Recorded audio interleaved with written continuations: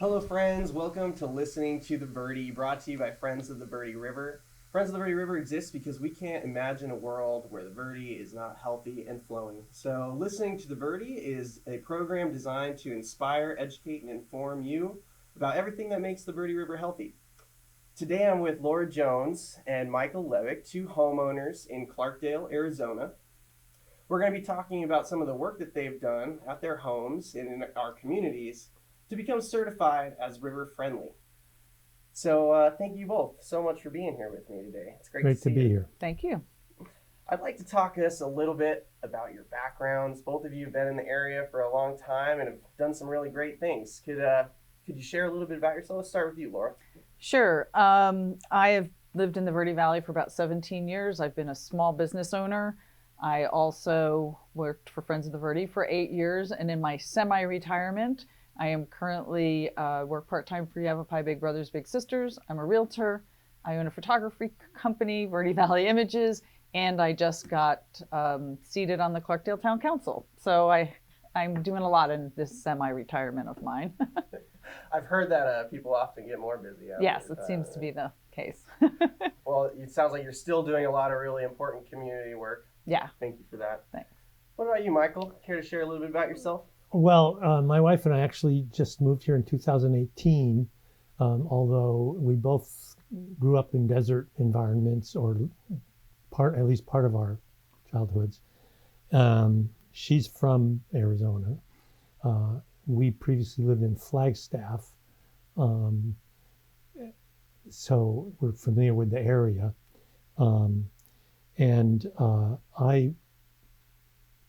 I used to be I was retired from a career in education.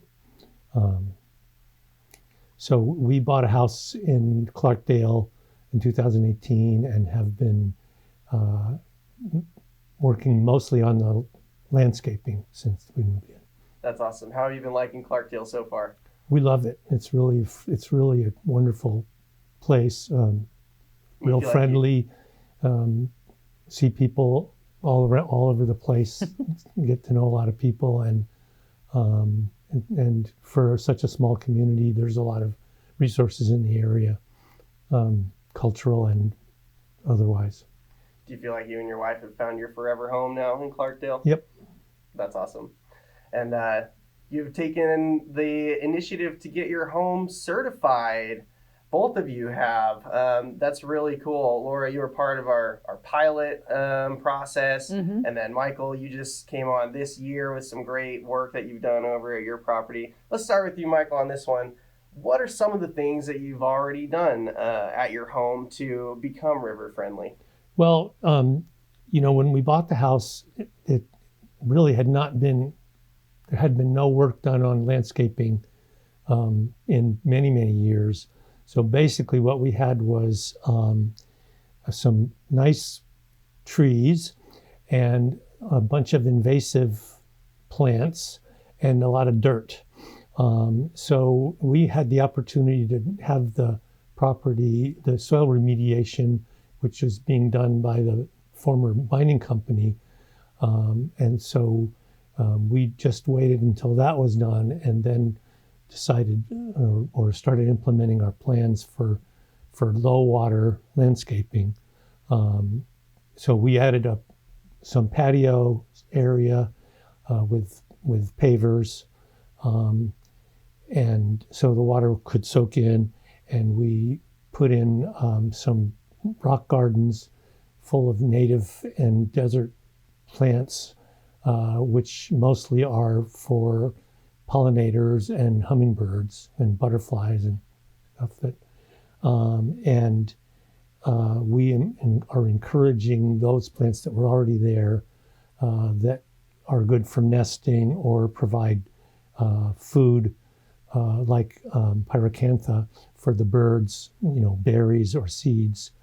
And the rest we just put in gravel mulch, so we wouldn't have to, we could have requested grass, but we chose gravel mulch instead, so we wouldn't have to use a bunch of water to keep it. Right. So you mentioned the remediation. You know, you had the opportunity to do just about any type of landscaping that you would have wanted to on your property, right? So you intentionally chose to do low water use landscaping. Is that correct? Yes, yes. I mean, that was it. That was in our minds. Well, even up in Eugene, Oregon, when we had a house there, we did low water. We did native landscaping, so we wouldn't have to, water it all the time. And we took out large areas of grass and replaced it with bark mulch and scattered vegetable and flower gardens. So, I mean, low water landscaping has been part of our orientation since a long time. Yeah. That's awesome. Yeah. It's great that you're implementing it here. So Laura, you've done a lot of cool projects at your house. You've had some of the same opportunities as well with the yard remediation. Mm-hmm. What are some of the things that you've incorporated? Well, I had started to make a pollinator garden in my front yard. And so when we got the opportunity to do remediation, I continued that across my yard and took out areas that had been grass and put in gravel and walkways. And I call my garden it's a pollinator garden, but I really call it a monsoon garden because if there's not enough water during the monsoon season for plants to survive, then they don't survive. It's maybe not the nicest way to do it, but I'm not a really great gardener. So I depend on the monsoon rain, and I don't want to use potable water to water my garden. And the plants don't actually really like the house water anyway. So over the years, it's been about 6 or 7 years that I've been growing this. So I have some things that are in there sturdy. I plant a few new things every year. And so I get some new color and whatnot. And I just actually throw a lot of wildflower seeds in. So I hope to see what comes up during the year. And that's kind of fun because it's never the same. The garden never looks the same every year. That is so much fun. Yeah. And being able to use the soil remediation program to help, to help continue that in a bigger way in my yard is great. It's been really wonderful. Yeah. And so similarly, you could have put in grass. Oh yeah, we could. My neighbor put in grass, and he's sorry, and he's now taking it all out. Oh really? We're probably going to take a lot of it out because it's so water intensive, and there are so many great low water options that it just doesn't make sense to do it. Yeah. It's also almost impossible to maintain a good-looking patch of grass in this environment because there are so many things wanting to replace it that volunteer, and weeds, and it takes so much water, and you end up using herbicides if you really want to, so it's just a bad idea. Gotcha. Just not made for this environment, no. Right? Mm-hmm. Now, we've talked about not putting in grass. Now, the program itself doesn't explicitly say that we can't have grass, right? We can have some if we want. You guys have both completed the homeowner checklist. And for those watching, this is the little home checklist that homeowners can fill out to assess where their property is right now and inspire some new ideas. So, we allow for a little bit of grass in here, especially if folks are doing other projects to save water, So for those of you out there with your lawns, don't think that this checks you off the list by any means. And then once you guys finished the certification process, you guys got a home sign, right? And I have an example of one right here. So in both Laura's and Michael's yard, there's a river-friendly home yard sign, and you can see these popping up all over the community. And this is basically meant to indicate that the home has been certified, what year they were certified, and at what level, so that you can really know that people are standing with our water resources here in the area. So it looks like we're almost to our break, but when we come back, I want to talk about your future projects. What do you have lined up at your house? What are you excited about? And then also your favorite water story, whether that's a favorite memory. It doesn't have to be on the Verde, but just something a little fun to finish up the episode. So with that, we'll go ahead and go to break. I want to say thank you to our support from Arizona Humanities for making this program possible, and we'll be right back.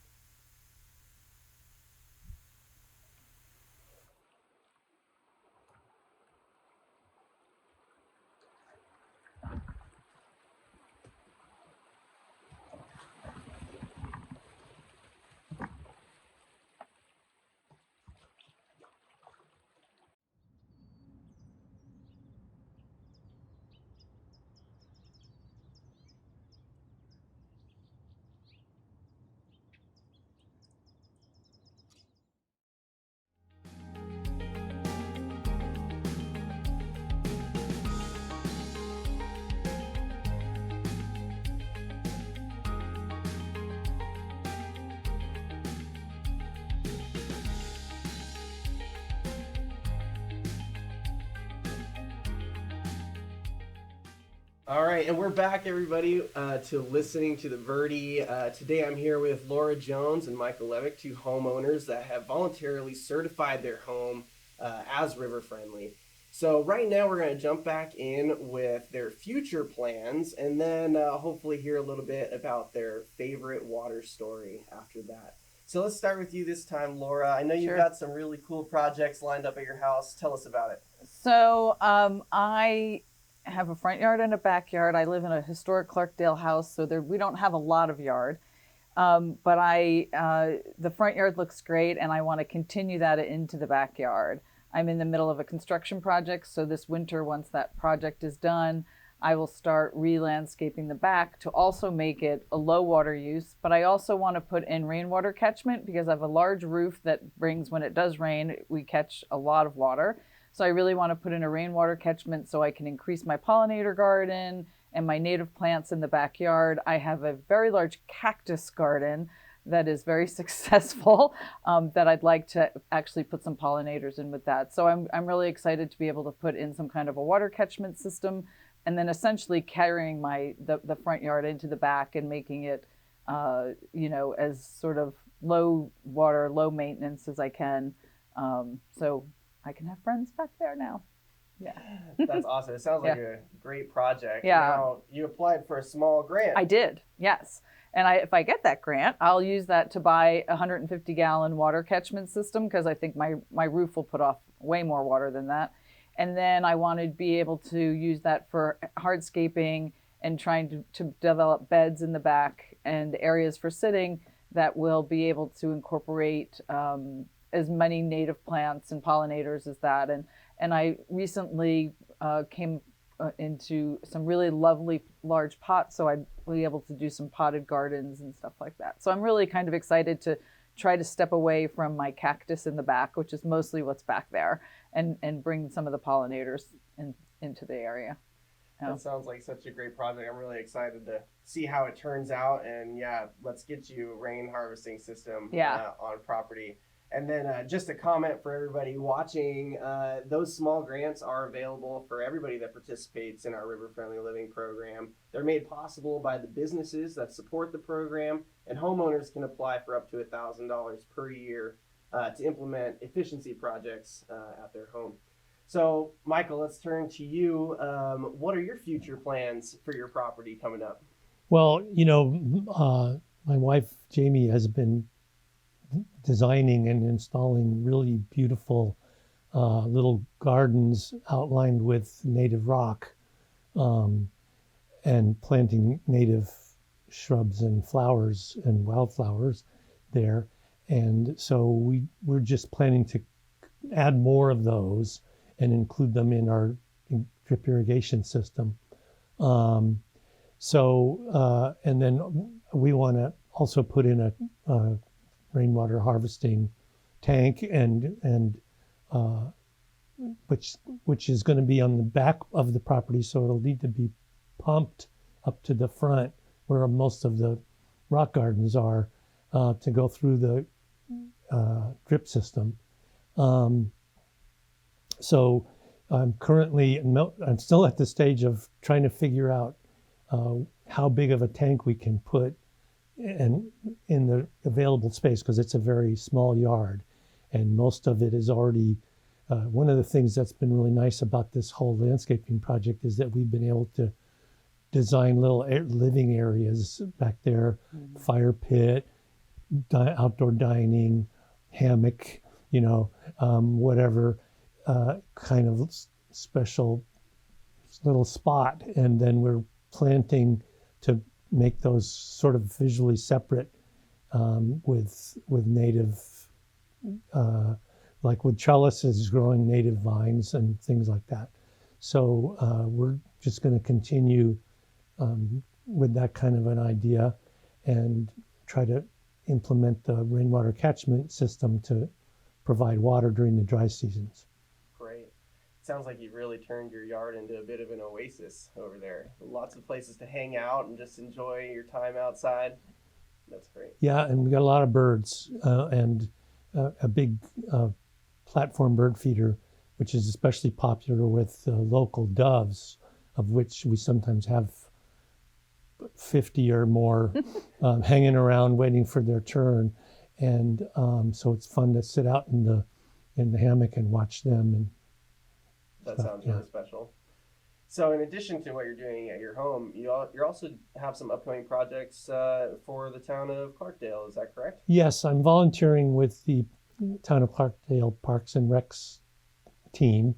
They are in the early stages of completely restoring the Selma Mongini Park, which is right in my neighborhood, and so we're working on catchment systems with swales and basins to try to provide natural runoff to plantings there to get more because it's pretty barren right now, get more vegetation in the park without increasing the amount of well irrigation that's needed. And then putting in, a whole new park setup with recreation facilities and outdoor, picnic areas and so forth. But the most exciting part is that they're beginning to talk about a river learning area where there'll be an actual scale model of the Verde with demonstrations of all the different usage and try to model river management and water conservation measures that could be applied. And there's going to be some learning centers around that model where people, especially kids, can interact with the water stream, the model, and learn about ways in which water is, the demands and conservation opportunities for the Verde. And there's also a committee of educators, including myself, who are going to be helping to design those interactive learning stations and put up signage and interactive features for the kids to experience. So cool. So yeah, you're not only bringing these elements and tools to your own home, but you're bringing it to our community as well. Hopefully, yep. That's fantastic. So to wrap up the episode here, I want to get into something maybe a little bit lighter, a little bit more fun. I want to hear about your favorite ever water memory or story. And it doesn't have to be here on the Verde. It could be any body of water in the world. Let's see, Laura, do you have one in the chamber? I'll talk about the Verde sort of in a broader perspective. I had never really kayaked before I started kayaking on the Verde. So I love that I live so close to a place when it is 105 degrees out, you can throw your kayak in the back of your truck and go down and hop in the water. And not only do I love kayaking on the Verde, but I love just walking along it. And I'll share a special moment. There's a river access point at the Tuzigoot, river access point in Clarkdale. And my neighbor and I walked together in the morning, and we decided we were going to walk out to the out into Tuzigoot, into the monument. But we started at the river, and we happened upon that morning 2 bald eagles in the trees sitting and watching us, and about 3 otters just playing in the river right in front of us. And it was like I'd never experienced anything like it before. And it was just amazing. And to think that's 5 minutes from my house, it is in the middle of the desert, and here we are with these residential bald eagles just hanging out, and the otters just playing and having fun, swimming and getting out and playing in the sand and getting back in the water. And it was magical. And I just think that's such a rare and special opportunity. That sounds like such it an was amazing, so cool. It just make your heart melt. It was amazing. Yeah. Those otters it was play amazing. Mm-hmm. It was amazing. I'll turn it to you, Michael. What's your favorite memory of a body of water? Well, I grew up sailing with my dad,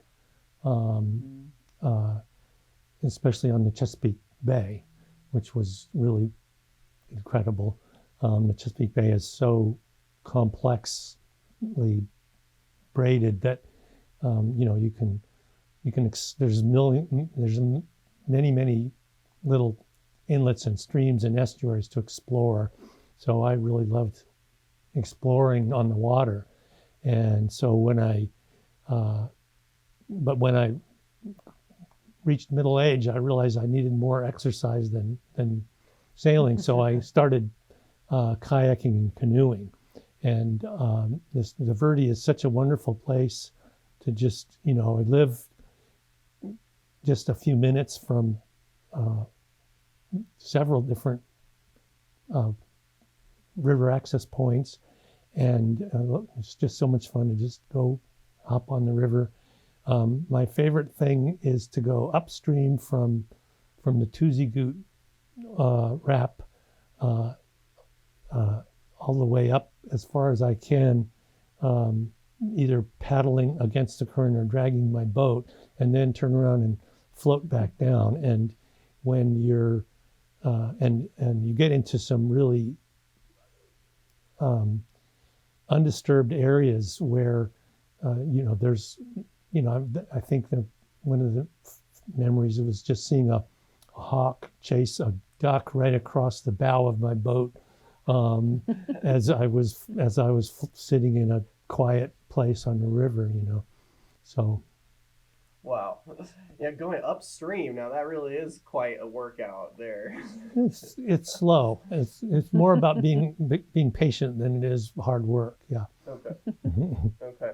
Now we've got time for one more comment, I think, from each of you. I'd like for you to say a few words for any homeowners out there. What can they do fairly easily in their backyards or on their property that can make a difference? Let's start with you, Laura.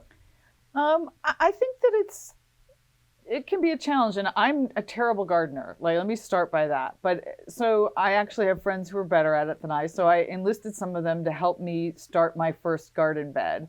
And once they got me started, I was able to expand it. And again, I expanded it, but without using a whole lot of water, and really trying to stay focused on native and plants and pollinators, and because I like the birds too, and the butterflies and all that come through. I seem to have a very healthy lizard population at my house. So it's not, if it seems intimidating, if you start small, you can expand in increments and make a great difference, I guess. I like that. Yeah. What about you, Michael? What do you have for folks out there listening? Well, the first thing we did, which is the easiest, is to make sure all of the water, your plumbing fixtures are low flow. If your faucets have aerators and flow restrictors on them and low flow shower head, and put in micro irrigation instead of sprinkler systems, that makes a huge difference in your water consumption. And we got a kick out of getting our bill from the water company showing that we're, in the very lowest water use category. But the other thing is that native and desert adapted plants are much easier to establish and maintain than things like roses or, things. So, it's actually easier to install and maintain those kinds of plants. So, you be lazy, plant native, I like that. So what I'm hearing is it saves money and effort. Mm-hmm. All right. That's what we like. Stacking up for a victory there. All right, everybody. That has been this episode of Listening to the Verde. This program is designed to engage, inspire, and inform you about all things that make the Verde River healthy. We've been here with Laura Jones and Michael Levick. Thank you both so much for a great episode today. And be sure to tune in to the next episode of Listening to the Verde.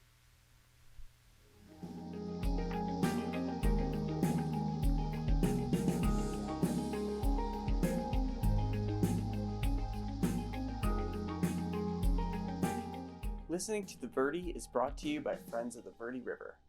Please visit verderiver.org/listening for more videos and resources.